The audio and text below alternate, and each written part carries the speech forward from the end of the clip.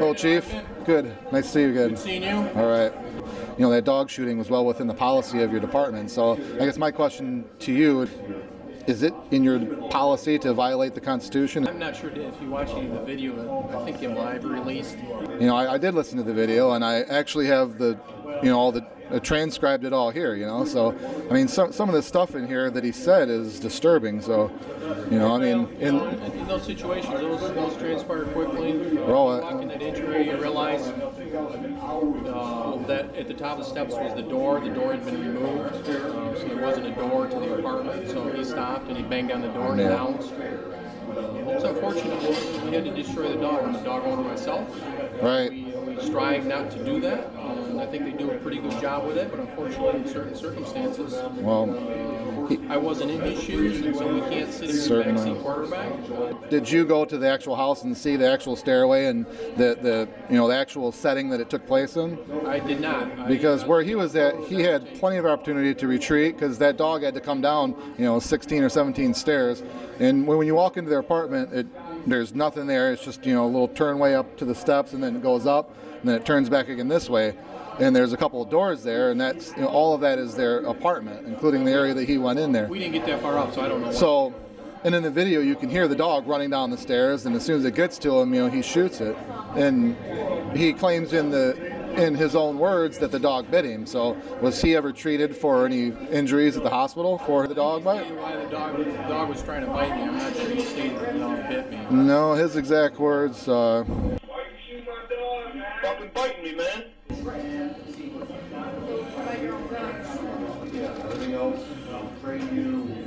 Fucking biting me, man.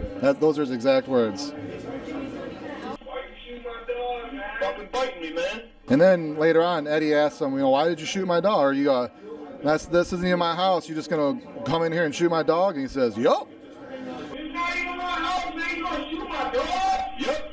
You know, the whole time it was just his attitude towards the whole thing. You know, I completely understand. If he feared that the dog was going to do him great bodily injury, you know, he shouldn't have been in the house to begin with. But if he felt, you know, that afraid for his life that he needed to shoot the dog, at least he could show some sympathy and some compassion towards the victim, you know, instead of, then he goes into, you know, give me your name and ID and goes through his whole routine of questioning him, you know, doing a field interrogation on the poor guy when his dog's laying there bleeding out, and he shows not one bit of remorse or sympathy for the incident, you know? I mean, you have to look at it from a reasonable standpoint. Right. Well, the Fourth Amendment protects you, you know, from them entering your home, from you entering my home. Like I said, and he violated that man's rights in that regard. We might have to agree to disagree on that.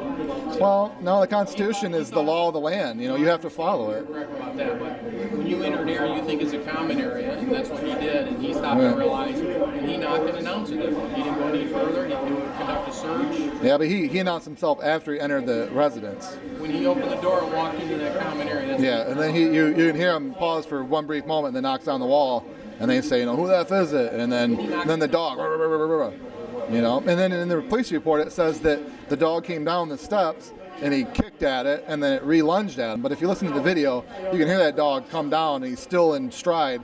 You know, as he gets down to the bottom of the step, bang. Police.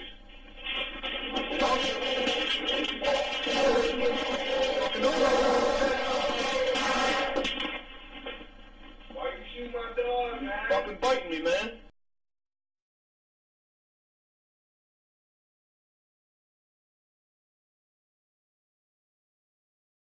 You know, he slid right into place because even the report has some inconsistencies about where he was standing and everything. I've been there. I went to Mr. Harris and talked to him about it and find out what happened. And the narrative that he gave just doesn't match up. You know, so.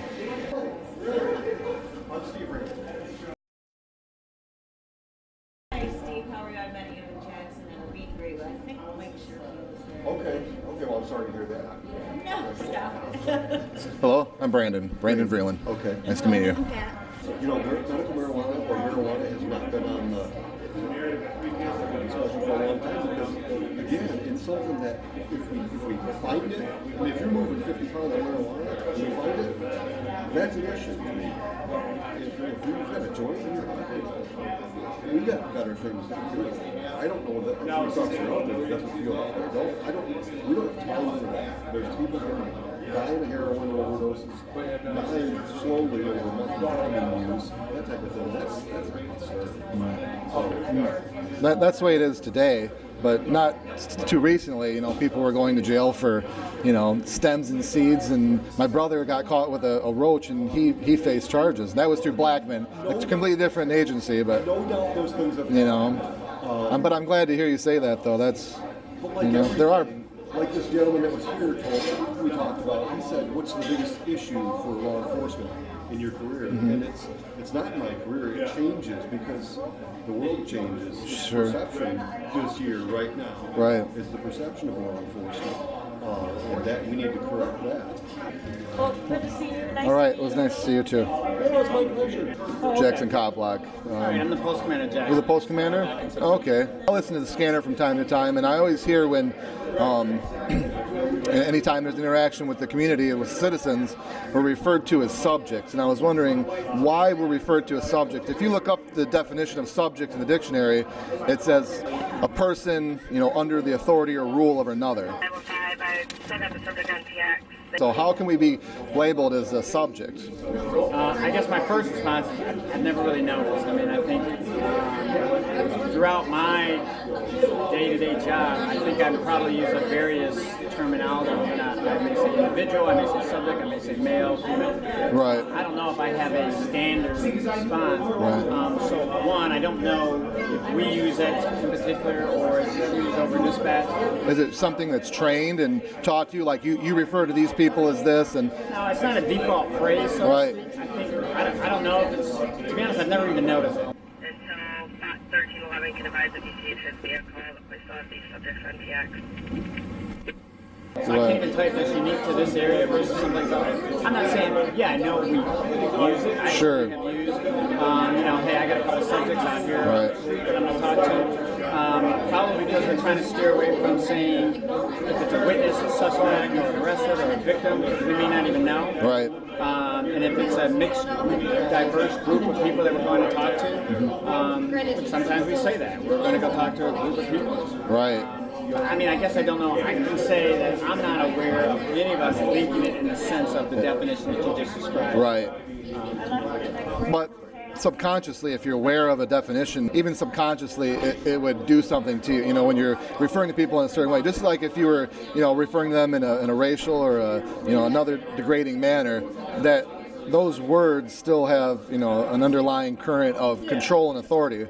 I mean, I'm not gonna, I mean, I certainly can't dispute the fact that there are certain words and terminologies that people use that someone has a definition or perception of that someone else is going to have a different. Control 1-0 is not the subject they're looking for. We'll be looking back for that. No traffic, not the subject.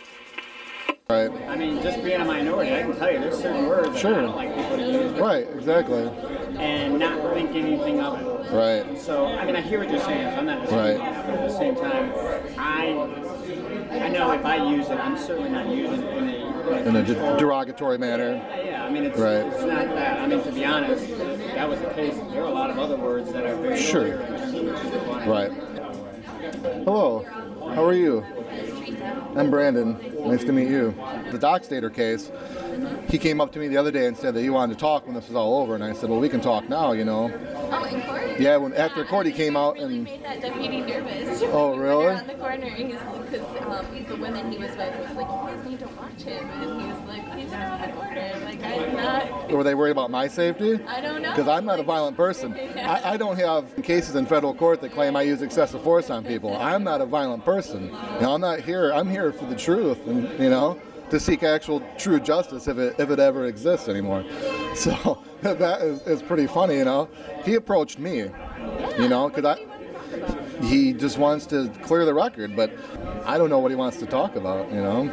We'll have to meet in a public place or at the courthouse. Yeah. We're with the deputy right around the corner. Yeah, I mean, like when the first day we showed up there, they tried to tell the deputy that we were filming in court and stuff to try to get us ejected from the court. And I'm like, we're not breaking any laws. We understand the rules and we're following them, you know. We're just, Yeah, I was there that day. right.